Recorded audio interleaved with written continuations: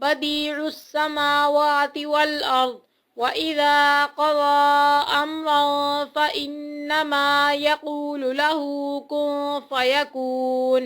وہ زمین اور آسمانوں کا ابتدا پیدا کرنے والا ہے، وہ جس کام کو کرنا چاہے کہہ دیتا ہے کہ ہو جا، بس وہ وہیں ہو جاتا ہے۔ وقال الذين لا يعلمون لولا يكلمنا الله أو تأتينا۔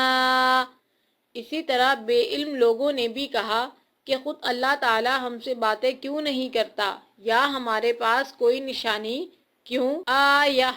كذلك قال الذين من قبلهم مثل قولهم تشابهت قلوبهم قد بينا الآيات لقوم يوقنون۔ نہیں آتی، اسی طرح ایسی ہی بات ان کے اگلوں نے بھی کہی تھی، ان کے اور ان کے دل یکساں ہو گئے، ہم نے تو یقین والوں کے لیے نشانیاں بیان کر دیں۔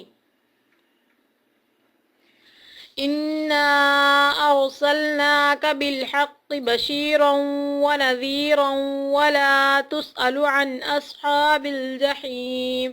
ہم نے آپ کو حق کے ساتھ خوشخبری دینے والا اور ڈرانے والا بنا کر بھیجا ہے، اور جہنمیوں کے بارے میں آپ سے پرسش نہیں ہوگی۔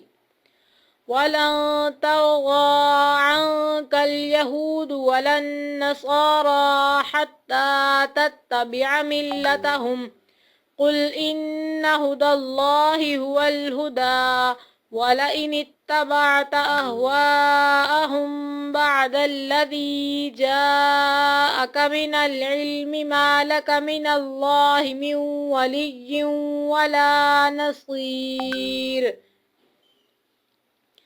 آپ سے یہود و نصارہ ہرگز راضی نہیں ہوں گے جب تک کہ آپ ان کے مذہب کے تابع نہ بن جائیں۔